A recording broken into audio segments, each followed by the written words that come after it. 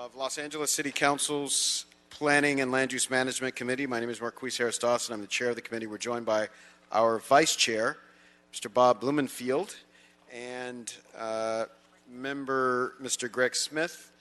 That makes three of us, so we have a quorum and can commence regular business.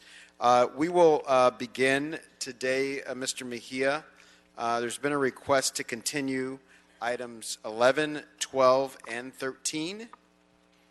That's correct, Councilman. So without objection, we'll continue those items. Yes, on item 11, Councilman, sorry to interrupt you. Item 11 is being continued to August the 13th. Last day for council to act is August 21st. Item 12 is being continued to July 30th. Last day for council to act, August the 16th. And item 13 is being also continued to July the 30th in Plum. And last day for council to act, August the 16th. Excellent. Thank you. So without objection, that'll be the order. There are an additional 4 items. If we could read them into the record, there's a recommend that we take these items on consent. Those are items number 2, 3, 4, and 5. Yes, Councilman. So item 2 is a motion, Krikorian Rodriguez. It's instructing the City Planning Department to initiate proceedings on 2 properties as historic cultural monuments at 4227 and 4233 Agnes Avenue. Item 3, Councilman, this is a report from the Cultural Heritage Commission. It's as to the inclusion of the $1 million theater building as a historic cultural monument. Item 4 is a report, again, by the Cultural Heritage Commission relative to the inclusion of Grand Central Market as a historic cultural monument. And item 5, again, a report from the Cultural Heritage Commission relative to the inclusion of the Roberts Apartments as a historical cultural monument. Excellent. So without objection, we'll accept those items on consent. That takes us to a general public comment. If we could have the general public comment speakers up in the queue. We have 3 of them. Each of you will have 2 minutes to speak because you've signed up for multiple items. They are Lydia Ponce, Dr. Tom Williams, and Rob Kwan. So you have 1 minute for general public comment and an additional minute to speak on any of the items that you may have signed on. I'll note from the new ninth, we're joined by powerful committeeman, Mr. Curran Price. Good afternoon. Good afternoon, Lydia Ponce, Mayo, Quechua, adopted Tongva by Gloria Arianas, and I am honored to be here this afternoon before you. I hope you really listen when I say that I had 9 developments around my home, and the one across the street is now up for sale, and he swore up and down he was going to move his family in. But the project behind me for land use and planning didn't cap off the gas lines to the 3 properties that he was demolishing, and then continued to demolish the home, half of the home, and the whole garage is gone.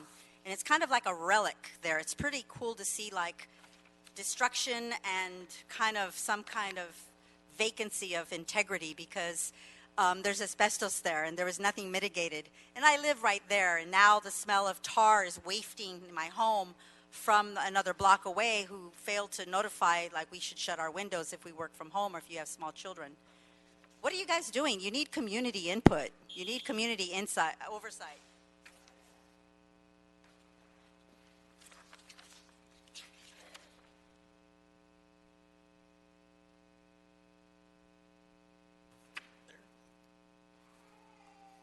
Yes. For general public comment, Dr. Tom Williams, Sierra Club, Citizens Coalition for a Safe Community, No 710, and a few others. Basic, for good urban city planning, you need to have better control of the zoning and the community plans. We have 2 going on right now in the South that basically one side has one land use, the other side has a different land use. Why? It's a question as to what's going on. Don't we have any good land use planning? That is, both sides of a major arterial should have pretty much the same zoning, at least commercial versus residential. Maybe it should be also a matter of transitions. From industrial land goes to R1. That's not good planning. And the community plans and rezone LA are the problem. Thank you.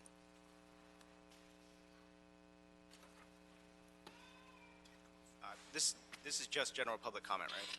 Yes, and you'll get an additional minute for any item that you want to speak on. Right now? Yes, right now. Okay. For my general public comment, I wanted to talk about the developer ban, something that council took up last month, and it was clear that some of our council members hadn't done their homework. Some were wondering out loud, what problem are we trying to solve? Wondering if big scooter industry is actually what we really need to be tackling. And I just want to remind everybody that the FBI is not investigating scooters. They're investigating the way the city develops. When it comes to behested payments, 9 out of our 15 council offices have 0 behested payments reported. I think that indicates 2 things. A lot's happening below the $5,000 disclosure threshold, and maybe Councilmember Weezar is not the only one failing to disclose behested payments. To take up my agenda item, I wanted to speak on item number 6. The mayor's appointed somebody, and I know that you're in a tough spot when the mayor appoints somebody. You're not supposed to question. You're supposed to be part of the happy family. But when it comes to the East LA Area Planning Commission, I'm baffled as to why we're considering the public affairs manager for SoCalGas. This is troubling for a number of reasons. SoCalGas has routinely lied to Angelenos in flagrant disregard to the health and well-being of the city. They were negligent at Aliso Canyon, allowing corroded pipes to go uninvestigated despite 60 leaks. This led to the largest natural gas leak in U.S. history, with a bigger footprint than Deepwater Horizon. Worst of all, they sat on the news for 5 days as residents complained about symptoms, and SoCalGas continued to mislead them again and again. I can't fathom to see why our representatives would ignore all this. It's an insult. There are a couple of y'all who represent the Valley here, and I ask you to reconsider this and hopefully table it and let this thing die. Thank you so much. That concludes our public comment. Yes, sir? So you only did 1 minute right now? Okay, so go ahead and get your second minute. I thought somebody was short today. Thank you. Dr. Tom Williams, again, the real problem with item 14 is that the partially recirculated draft is incomplete and inadequate because they don't really recognize what 53-foot trucks do to the local traffic and to the freeway traffic. The major intersections of Alameda and the I-10 will become a nightmare, including tailbacking into the travel lanes of the I-10. So we're quite concerned about the adequacy of this partial recirculated environmental impact report, and we will be addressing it in other manners if necessary. So we've had experience with Harbor Gateway, had the same problem with a big warehouse and trucks. And the trucks are the big problem both for Alameda and for the I-10. Thank you. All right, so Mr. Mejia, I want to start us off following public comment with item number 14.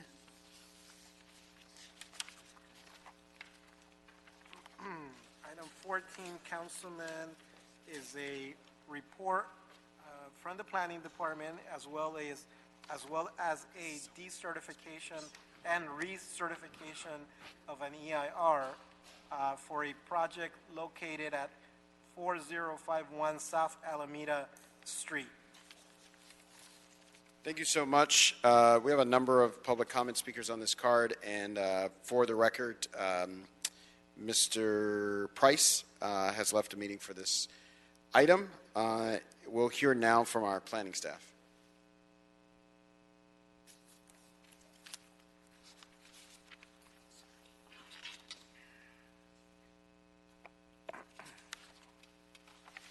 Good afternoon.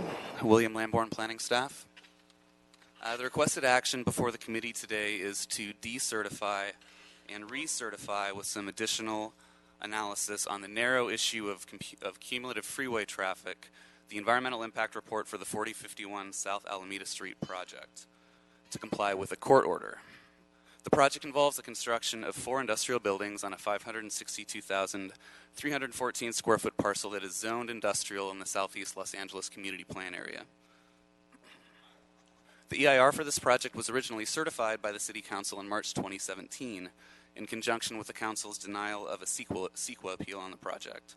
Subsequently, a lawsuit was filed challenging the City's actions, including the City's certification of the EIR. In January 2019, the court issued a writ of mandate that required the City to revise the EIR to include additional cumulative freeway traffic analysis only. The court found that all other parts of the EIR complied with CEQA.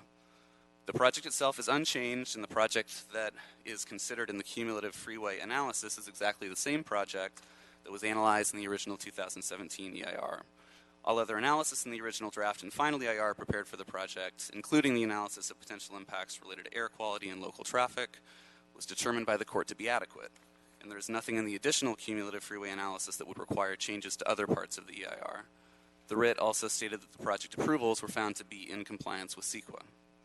In accordance with the court's ruling, the City prepared a partially recirculated draft EIR containing the additional cumulative freeway impact analysis.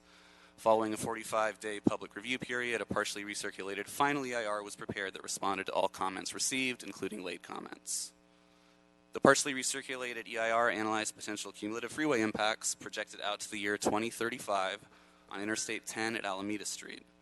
The analysis included mainline freeway segments, off-ramps, and intersections at the ramps. The analysis found that the project would not result in cumulative impacts to freeways and that cumulative impacts would be less than significant. The additional analysis is consistent with and did not alter the conclusions of the original EIR. Thus, no further analysis of other impact categories, such as air quality or greenhouse gases, and no further changes to the EIR are required. Further, the City has consulted with Caltrans, and Caltrans concurs with the conclusions of the additional analysis that cumulative freeway impacts would be less than significant. As such, the scope of what's before the committee today is the decertification of the EIR, consideration of the new information provided in the cumulative freeway impact analysis, and responses to comments on that analysis, and recertification of the EIR. Staff respectfully recommends decertification and recertification of the final EIR, including the additional cumulative freeway impact analysis. Staff prepared a report to Plum dated June 19th that provides further details. And lastly, staff received several form emails yesterday from members of the public. These comments allege that a 15-day notice should have been provided for today's hearing and that project documents were not accessible online. Both contentions are incorrect, but I'll briefly respond to both. The 15-day notice stated by commenters appears to refer to the noticing requirements for the initial hearing on the original project entitlements. As previously stated, per the court's direction, the action before the committee is limited to the additional CEQA analysis, not the underlying entitlements, and thus the associated notice requirements for those initial hearings are not applicable. Nevertheless, planning has gone above and beyond to provide adequate notice of today's hearing to all interested parties. CEQA and the LAMC do not require any additional noticing requirements for this type of admittedly unusual proceeding. However, in an abundance of caution and for the purposes of transparency, planning provided a 10-day courtesy notice to all owners and occupants within a 500-foot radius, commenters on the original and recirculated EIRs, and interested parties in order to maximize the opportunity for disclosure and participation. The agenda was properly posted in accordance with the Brown Act. Planning staff also accepted and responded to late comments on the partially recirculated draft EIR, including a letter that was received on June 6th from Mitchell Sy on behalf of the South Central Farm Restoration Committee, 1 month after the comment period had closed. Responses to these late comments are provided in an additional memo, which is dated June 19th and included as attachment 4 to Planning's report. I would also like to clarify that this additional response letter was prepared by Meridian Consultants, not Gibson Transportation, as was stated in the staff report. Lastly, the partially recirculated draft and final EIRs have been available on the city's website since the dates of their release on March 21st and June 14th, 2019, respectively. Specific instructions on how to access the city's website to review these documents were provided on the notice of availability of both the draft and final, as well as on the 10-day courtesy notice. The original draft and final EIRs also remain available on the city's website and have not been removed since they were originally posted in 2015 and 2016. That concludes my presentation. Planning staff and staff from the city's attorney's office, as well as staff from LADOT, are available to answer any questions you may have. Thank you so much. If I can ask members to, if we can hold questions and comments until we get our public comment done. We've got quite a bit on this. So I'll call you to the podium. You can speak in any order as long as I've called your name, and you'll have 1 minute to speak on this topic. Alberto Telotio, Francis Park, Tom Williams, Karen Hernandez, Mateo Gill. Any order, come on up.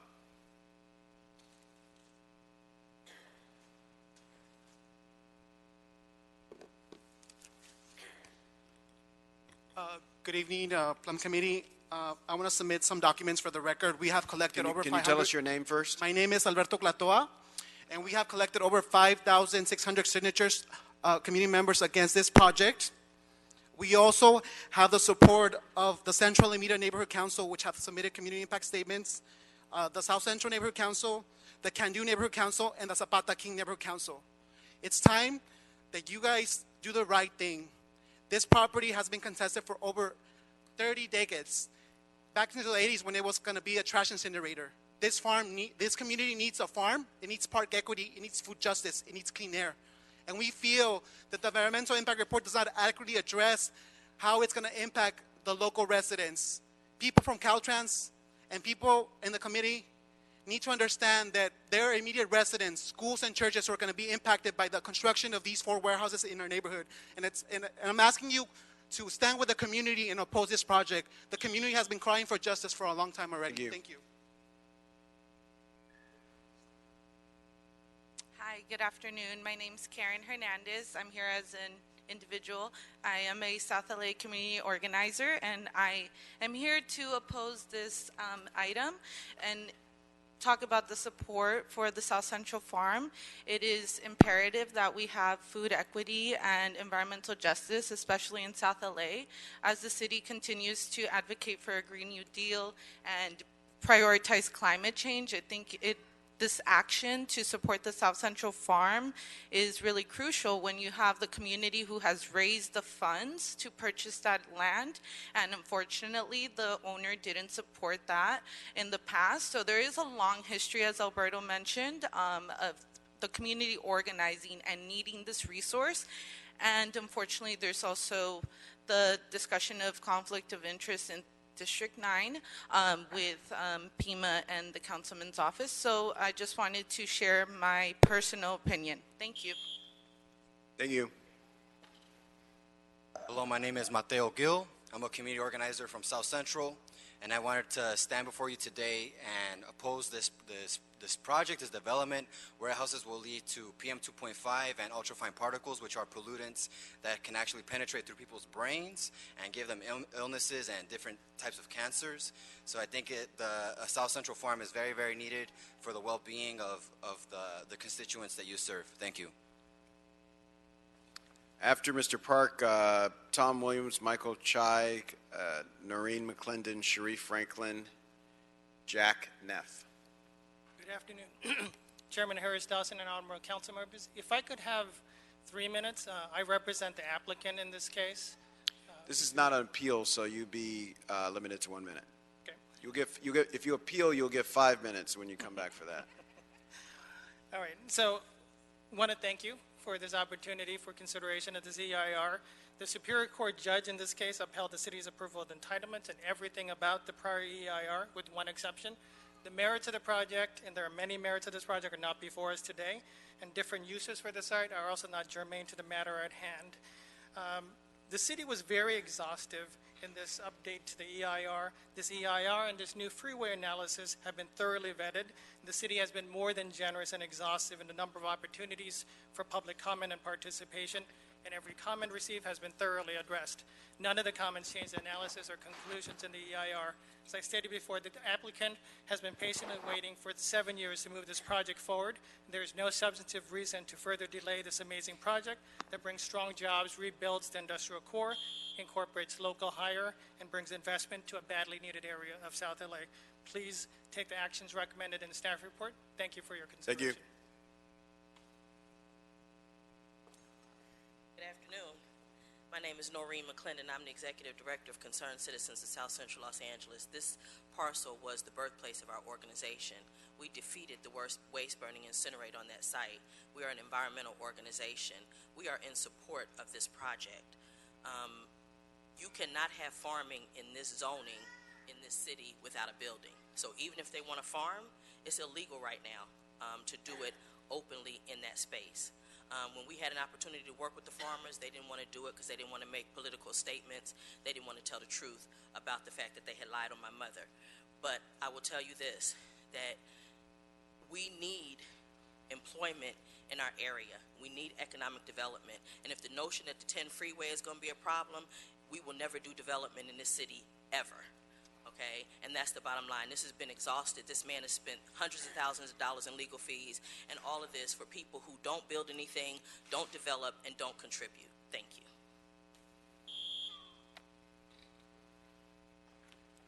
Hi, Cherie Franklin, Urban Design Center, also the director for the Central Avenue Historic District, and I'm part of the Mayor's Parking Reform Committee and former president of Transportation. Again, as Noreen said, we don't want to set a precedent for saying that we cannot have development like this in South Los Angeles. If so, other developments need to be put under the same guise. I'm resubmitting a copy of the letters of support that we prepared, as well as a presentation that shows you the kind of development that we want in South Los Angeles that's been supported by the community and people who live there. We submitted over 1,200 signatures. I walked the entire community of 1,000 to 1,500 square feet, not just the 500 radius, door to door. We collected signatures from people who live in this community, and you'll see that here. And the other thing is, as Noreen mentioned, the city supported a waste burn incinerator, which would have trucked nightmares through our community. It cannot now have this as an issue. Support this project and let us build our community. Thank you. Thank you.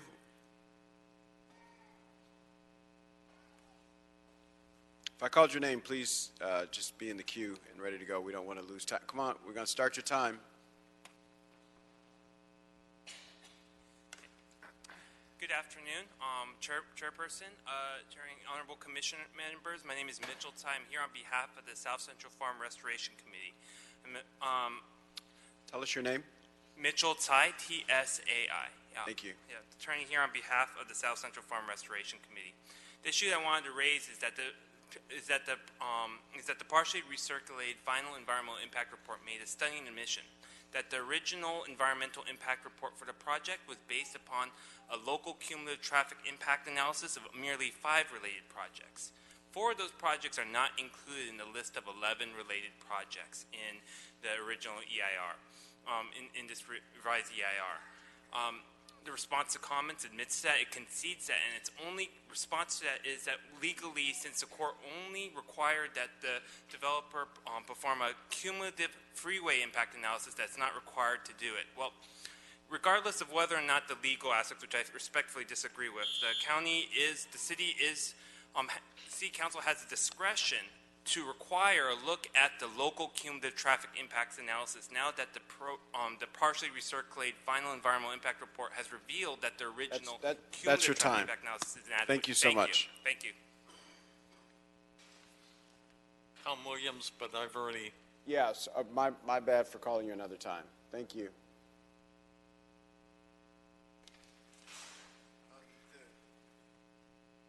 Yes, sir. I'm Jack Neff, and I'm in support of the South Central Farmers Restoration Committee, and believe that this project, the planning is opposed by the neighborhood councils on this, and city planning's case relies on weak actual findings of the air pollution that will be created, and the captive bus riders and kids on school buses who will breathe unhealthful air approximately an additional 10 minutes perhaps every single day, or cumulatively an additional hour a week of hazardous PM 2.5 unhealthful breathing for passengers and kids on school buses who otherwise would breathe more healthful air except for this project. So that's goes to the heart of the CEQA argument, and the city's CEQA is inadequate. It's an extremely large project. Thank you. Questions or comments, members? If there are none, Mr. Smith, I'll ask planning if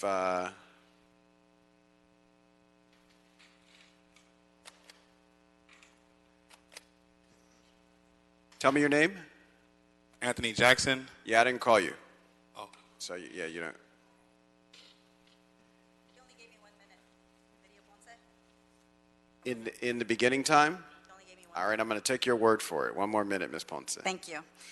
Lydia Ponce, I'd like to submit the two neighborhood council, the Zapata King and the Central Alameda Neighborhood Council letters. The top one was entered into the wrong committee or commission. Look, we're talking about Green New Deals. We're talking about a lot of the LEAP manifesto, and we have a CEMO, a Climate Emergency Mobilization Office. This project is not in line with that. We have to take that 160-degree turn. We have to turn hard and change what we're doing. We need more of food accessibility for our families. We need cleaner air. The LEAP, the LEAP LA manifesto, what we've been doing for 2.5 years is projects like South Central Farm. They were just ahead of the game. For all the lies and for all the twists and turns politically, there was a division in the community. I wish that we could actually work together because everyone else is. But on this particular project, it's a project of necessity, food. Thank you. All right, I'll ask Department of City Planning folks if you have any questions or comments on this. Yeah, just a couple very brief clarifications in response to public comment. One of the comments related to the inclusion of trucks versus car trips in the impact analysis. The trip generation, which was prepared for the project and also looked at by DOT staff, included trucks for light and warehouse and manufacturing per standard Institute of Transportation Engineer ratios, and that was fully incorporated into the freeway impact analysis. With respect to air quality, as we mentioned at the beginning, the entire balance of the draft EIR, or the previous EIR, with the exception of this cumulative freeway analysis, was upheld by the courts to be adequate. That includes the air quality analysis, which moreover found impacts to be less than significant. And lastly, with respect to the related projects, the 4 related projects that were not accounted for that were mentioned by one of the commenters were looked at in great detail in the response to comments and shown to be either non-existent or completed prior to the date of the project's notice of preparation, which is therefore prior to the baseline of the environmental analysis and therefore would not affect the traffic analysis, the cumulative freeway analysis in the recirculated draft. Thank you. Any other comments? Okay. Members, questions or comments? Mr. Smith, Mr. Blumenfield? All right. Mr. McKee, I'm going to recommend that the City Council decertify and then recertify and make the attendant findings, Yes, which I believe you'll read into the record at this time. Okay. So action 1 is to recommend that the council decertify the 2017 final EIR in compliance with the writ of mandate issued on January 8th, 2019 by the Superior Court.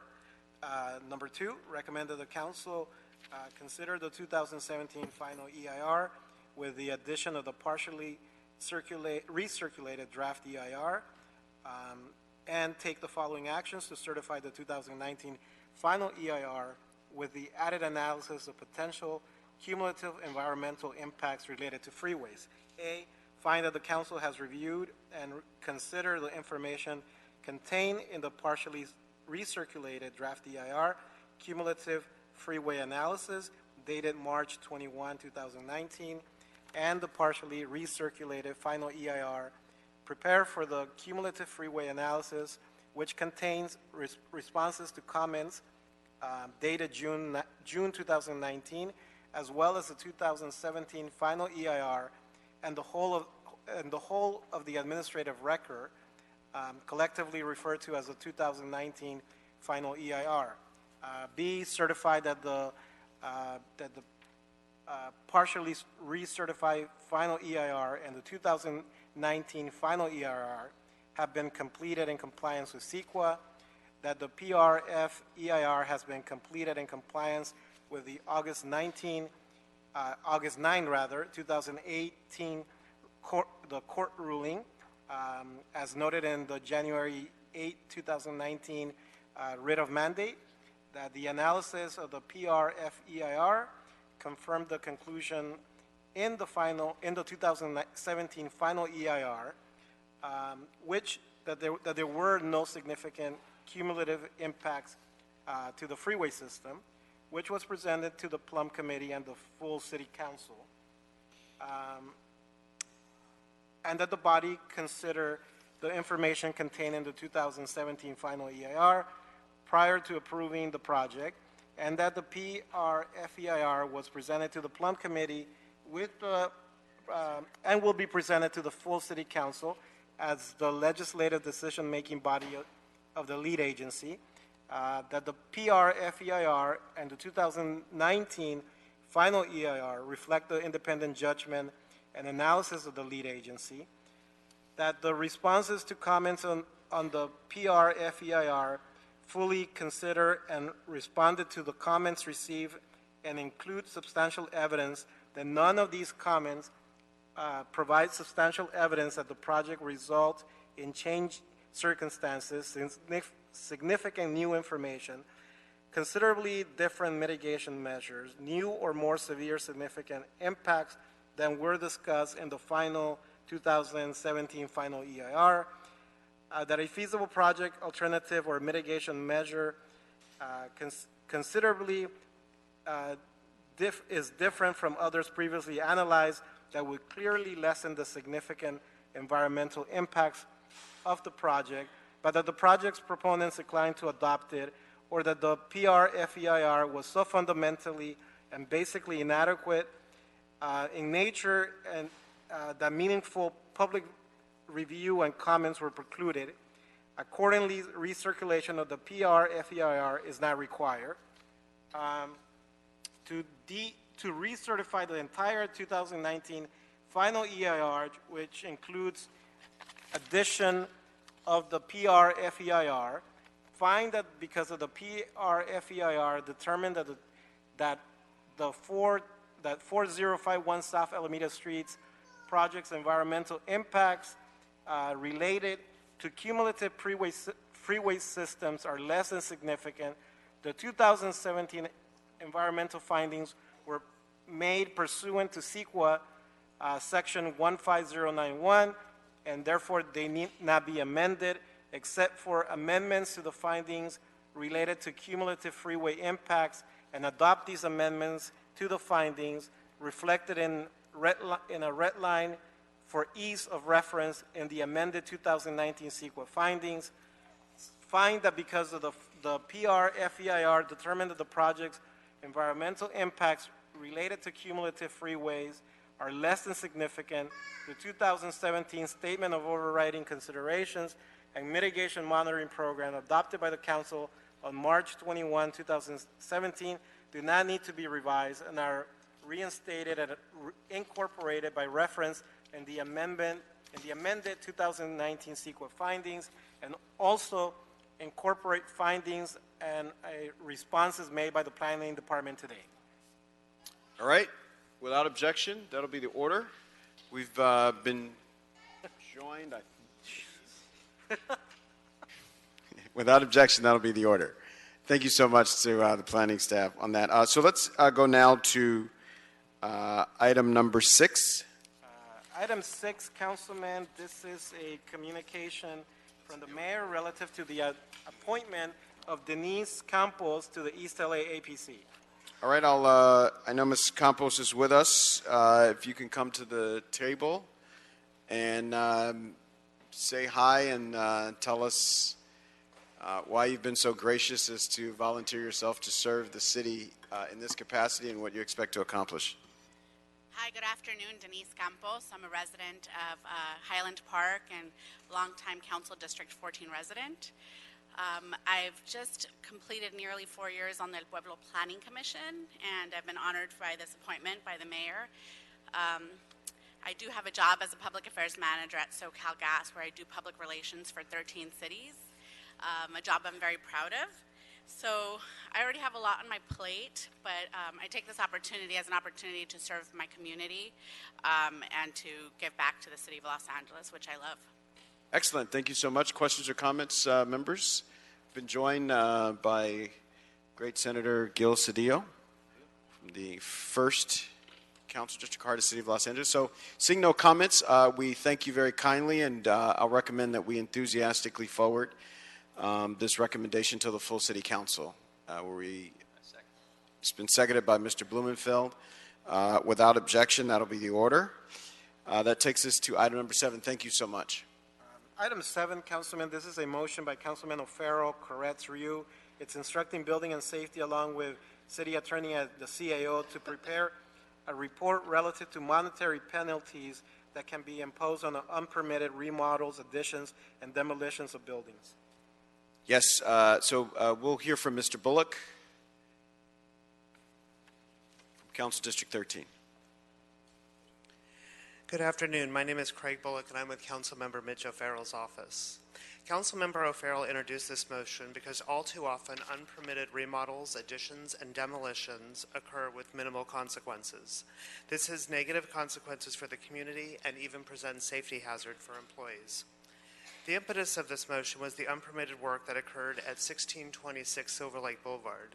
The owner, with little regard to the rules and even littler regard for the community, allowed unpermitted work to occur and didn't even install a construction fence. He then later did not even take responsibility, blaming the architect and the contractor. The consequence for this action was a mere $2,000. This office will continue to work with the Department of Los Angeles Building and Safety and the City Attorney to craft a proposal that creates effective deterrence to this type of behavior. The city needs to hold individuals and firms accountable for their misdeeds. Thank you. Thank you so much, Mr. Bullock, and thank you to CD13 and everybody who's worked on this. This is, remains a very, very vexing problem in my district, and I think throughout the city, especially in the urban core, where the housing stock is old and the rents are very, very high. We have public comment speakers on this item. Lois DeArmond, Carol Centrone, Darcy Harris, and Elizabeth Israelowitz. My apologies. Good afternoon. Lois DeArmond. I support Mr. O'Farrell's plan to do something about this problem. Time after time we hear of buildings being demolished without permits, sometimes even buildings that have been declared historic cultural monuments on a Thursday being demolished Saturday night into Sunday. So please, please do something about this. If you don't want people to do something, you have to make serious consequences for them to have done it. And we have to, when serious consequences are planned, let them know. Yeah. Thank you. Thank you. Good afternoon, Carol Citroni from Silver Lake. I just first I want to thank Councilman O'Farrell for this motion. It's badly needed. The demolition that happened on Silver Lake Boulevard was a huge loss. It was a 1930s Art Deco building that was beloved by the community. Every illegal demolition is an environmental and health hazard to the community. It intentionally skirts our permit and mitigation system. Aside from the negligible penalties which exist, there must be increased and enforced penalties. There needs to be also a re-education effort for LADBS staff, some of whom are still unaware that Mitch O'Farrell's 30-day posting ordinance passed over 2 years ago. I talked to a staff member who told me there's no posting ordinance, and I said, I'm going to hang up the phone and send it to you. LADBS has a checklist for demolitions. They don't follow it. That's been reconfirmed by staff at AQMD. There's a demolition. I just want to. One more thing. It's very important. That's your time. It's about a fee that's not being collected. Thank you so much. Okay, I will submit this. Thank you. Thank you. Hi, my name is Darcy Harris. I'm from Echo Park. I'm I'm chair of the Echo Park Neighborhood Council, and I've run the Land Use Committee for the last 3 years. I'm speaking in my personal capacity, however.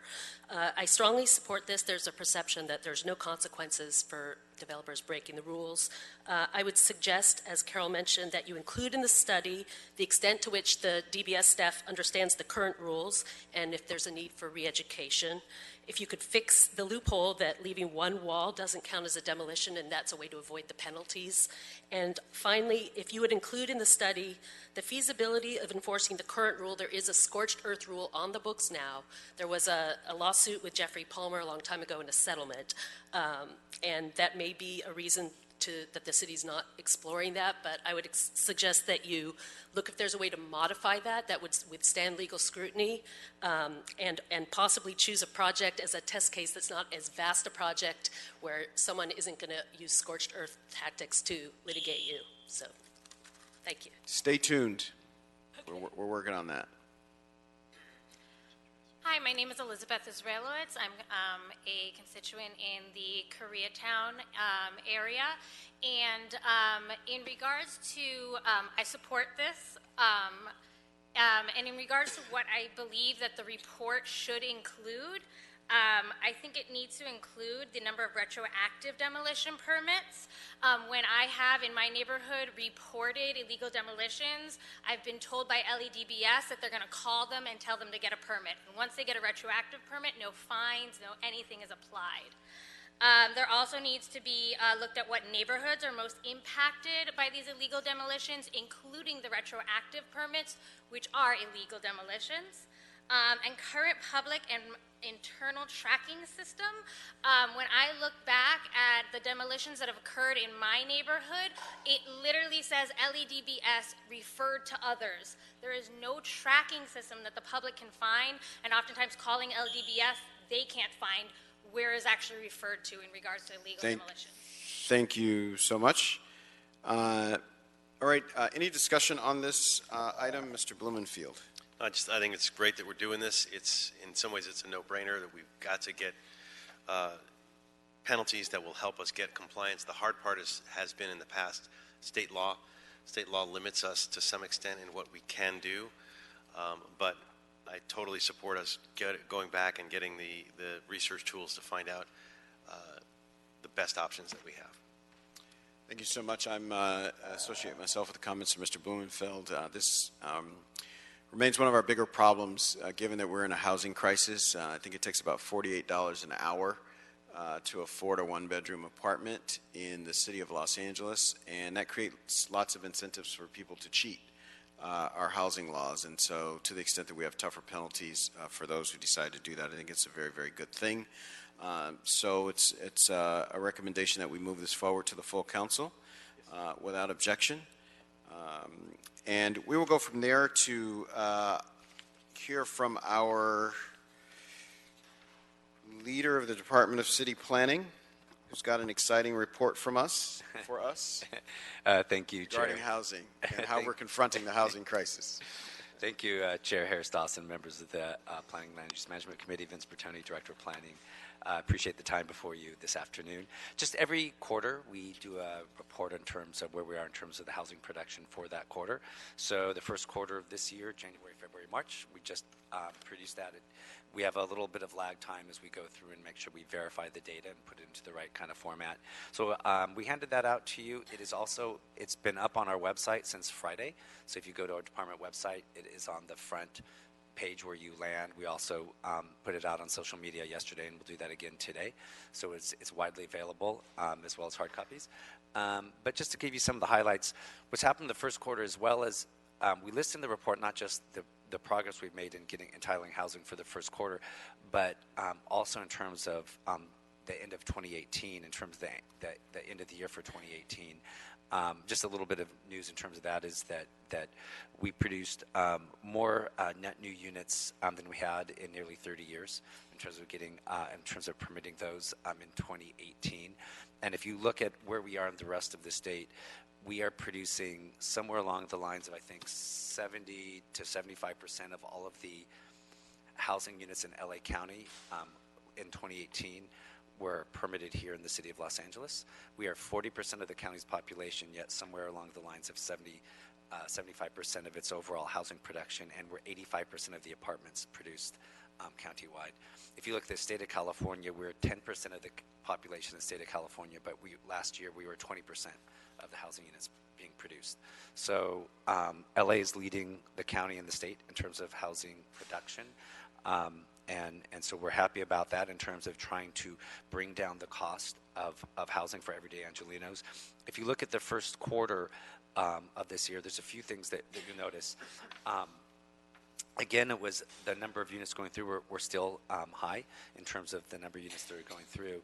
A few things to note: if you look at all the housing units that was entitled in the first quarter, 54% of the units that were going through the entitlement were proposed for entitlement in January, February, and March were using the Transit Committee's incentives. So a majority of housing units that are getting proposed right now are going through our TOC program. And a certain percentage of those have to be deed restricted affordable.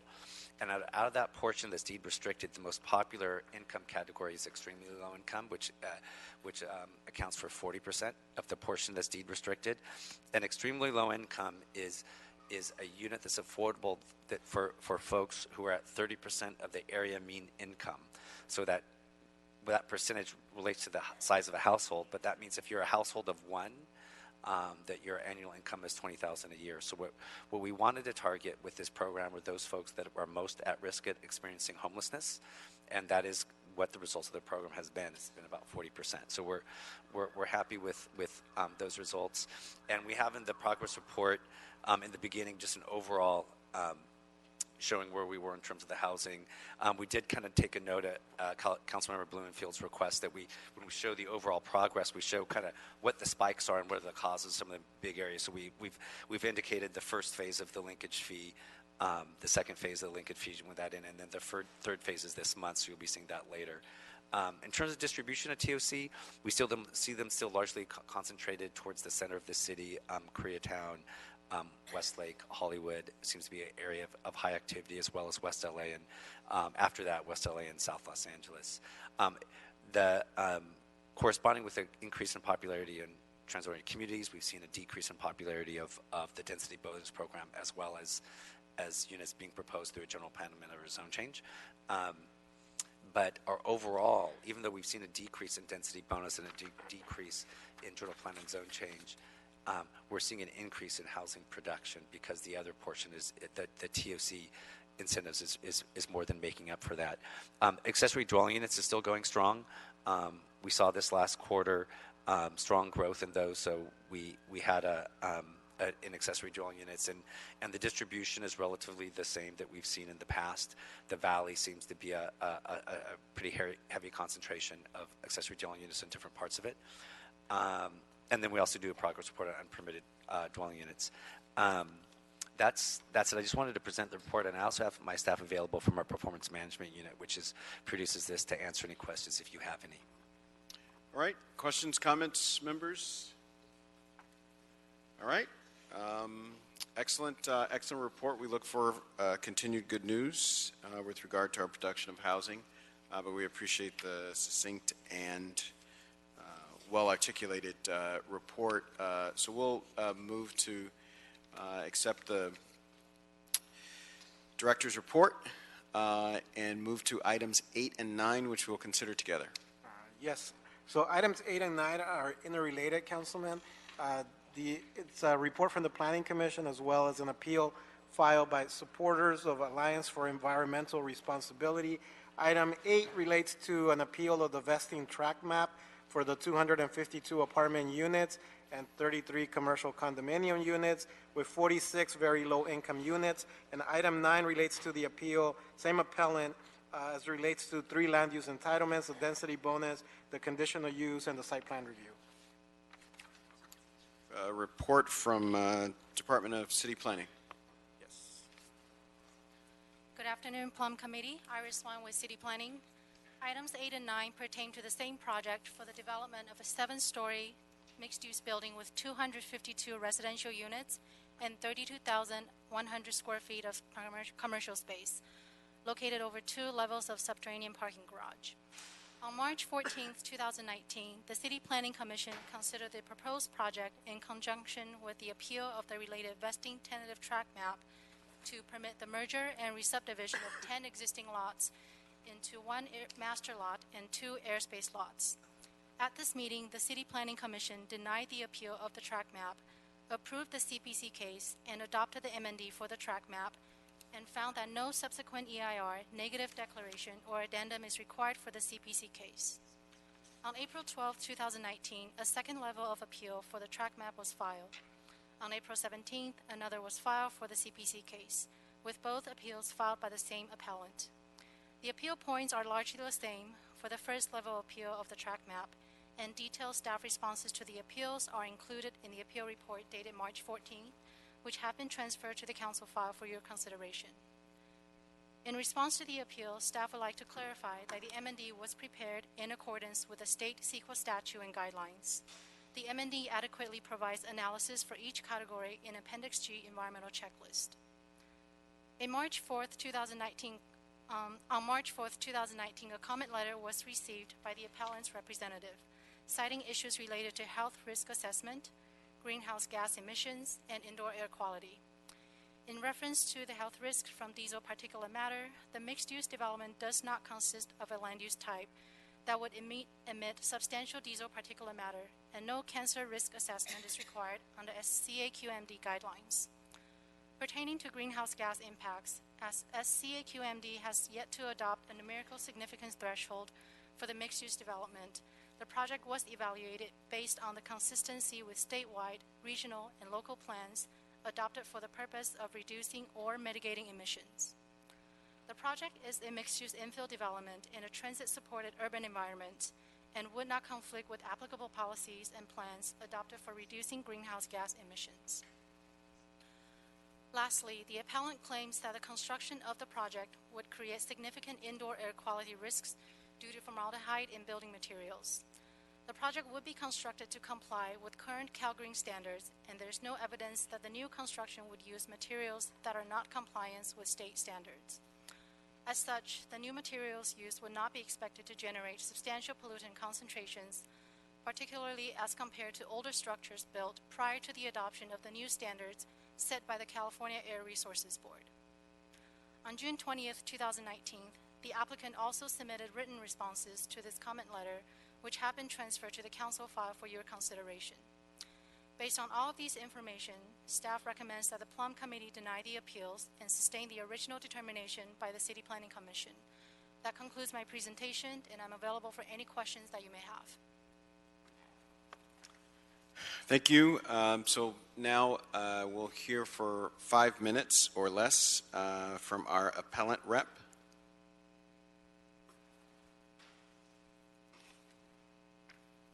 Is there an appellant rep?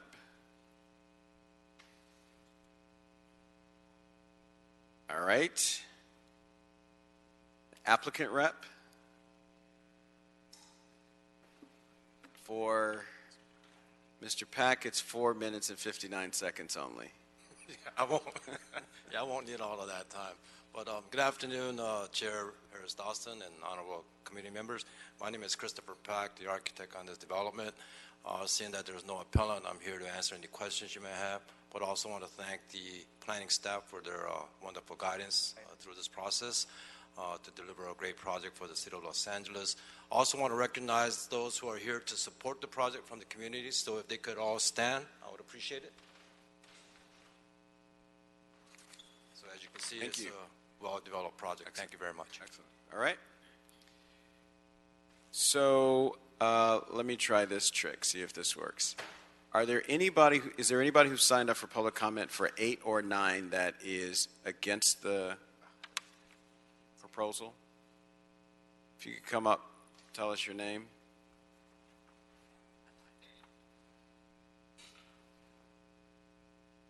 Hi, my name is Elizabeth Israelowitz. I am against this project. I believe that, contrary to what was said, that this is actually a CEQA concern, specifically for air quality and greenhouse gases. The destruction of 22 trees in an area that in the Wilshire Community Plan is specifically noted as lacking green space. We are still waiting on our park from the last major development that has never been built, is absolutely unacceptable. We need these trees, we need these large, older trees, and no trees on the public property. I see that there's multiple trees that are going to be destroyed on public property as well as the private property should be destroyed in this process, and there's absolutely no reason to do that. You are also looking at roads that have stop signs. There are no lights. This building is going to be adjacent to a single-family home. And we have seen improper abatement as far as these adjacent properties. Thank you.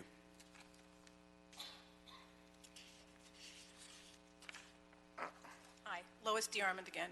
I'm not against the project in general, but I do have a concern about the loss of the trees. And as I read the description of this project it's 30 trees. We're losing our urban canopy at an alarming rate. We're getting hotter. We're burning up here. We need our trees, especially our old trees. So I wonder if city planning can work with developers more to preserve our urban canopy. Thank you. Thank you. All right, Luke Lim, Norman Montrose, Justin O, and Edmund Baldwin for 1 minute each.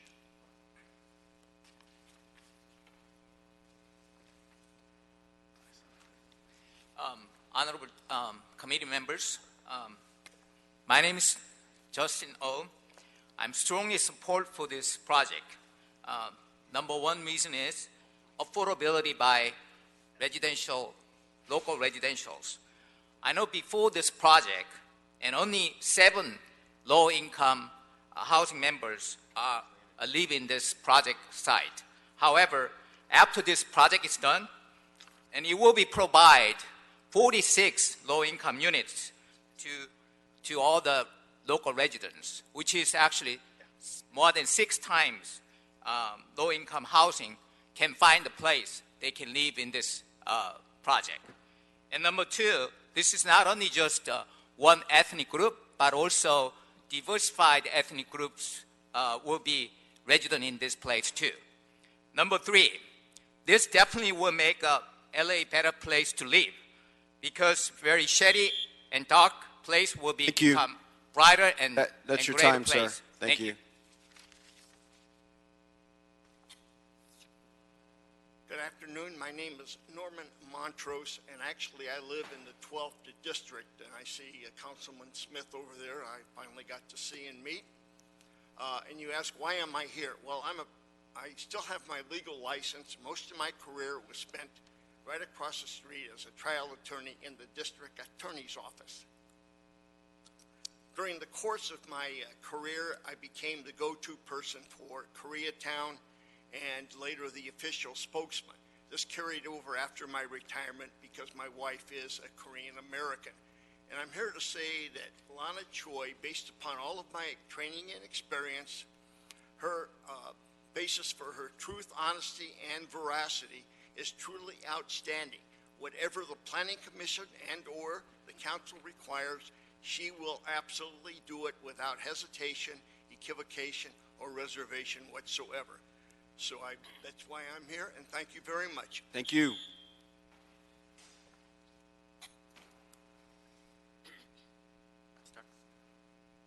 Good afternoon. My name is Luke Lim. I'm in support of this project due to the fact that approximately 20% of the project will be assigned to a low-income household. As a resident of Koreatown during the last 5 years, I myself have been having lots of difficulty paying outrageous rent payments, and it applies to a lot of my friends and families as well. So creating and supplying more affordable and low-income housing for the community is going to be very beneficial, and it will help the community in the whole. Thank you. Thank you. Council members, thank you for having me today. My name is Edmund Baldwin. I'm a senior project manager for Meridian Consultants. We worked on behalf of the applicant to prepare the MND and support the city staff in publishing it and reviewing it and reviewing the appeal. We provided the city staff with our thoughts on the appeal, which I think you have been provided with as well. Our feeling in general is that the appellate tried to apply thresholds and methodology that don't appropriately apply to this project. It's a high-density, mixed-use infill project with affordable housing close to transit, and as such fits with a lot of the city's policies and goals regarding greenhouse gas emissions, and the air quality methodology that the appellate wanted to apply does not necessarily apply to this type of project. Thank you. Thank you. We'll ask the Department of City Planning if you all want to respond to any of the public comments, particularly around the foliage. Iris Wang with City Planning. Pertaining to the loss of trees, as a condition of approval, the project is required to replace them at a 1-to-1 ratio. And according to the plans submitted by the applicant and approved, the project will propose 78 new trees on the site. Thank you. Questions or comments, members, on this item? Mr. Cedillo? Something about our housing and homeless crisis. Pardon me? I think you made reference to a housing and homeless crisis. We did make such a reference. We thank you for highlighting it because I do think it's appropriate on this on this matter. So we'll move to deny both appeals.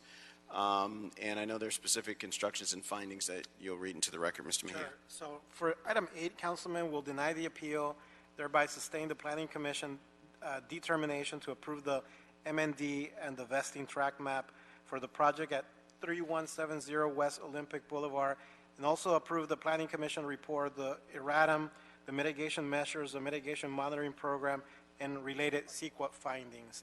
As to item 9, we'll deny the appeal, thereby sustain the Planning Commission determination to approve the MND and the project entitlements as denoted on the Plum agenda, the density bonus, the CUP, and the site plan review for the project located at 3170 West Olympic Boulevard. Thank you. Hearing no objection, that'll be the order. Thank you all so much. It takes us to item number 10. Item 10, Councilman, this is a report from the Planning Commission. It's a proposed ordinance relative to amendments to the Warner Center 2035 specific plan and to update and clarify the way mobility fees are quantified.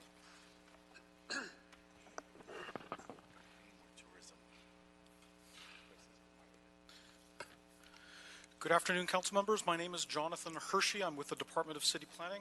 For your consideration is this proposed ordinance amending portions of the Warner Center 2035 specific plan to address the way mobility fees and mobility-free credits are calculated and applied to new development within the specific plan area.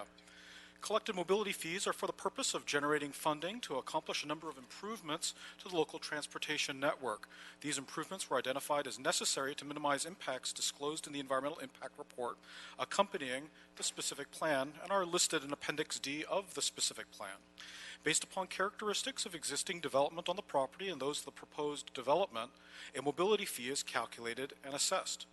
This fee assessment can be discounted through the application of credits based upon improvements the developer makes to the public right-of-way or surrounding transportation network.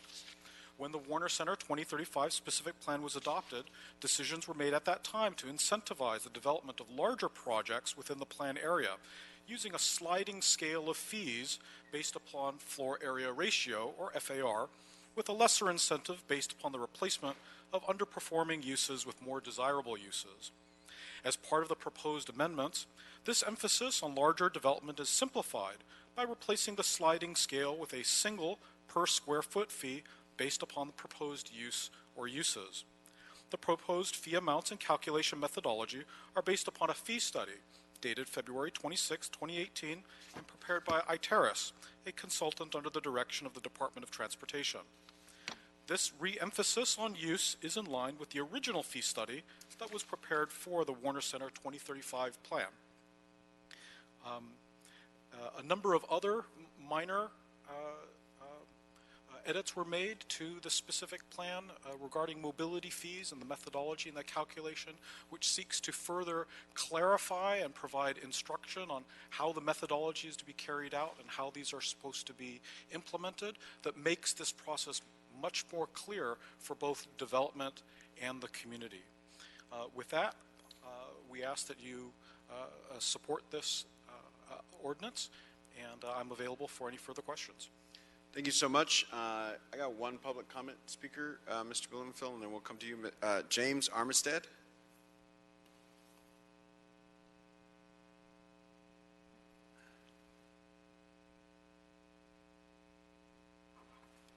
Hi, James Armstead here, and I just want to thank the Commission for considering incorporating the language to exempt projects which already have an application deemed complete.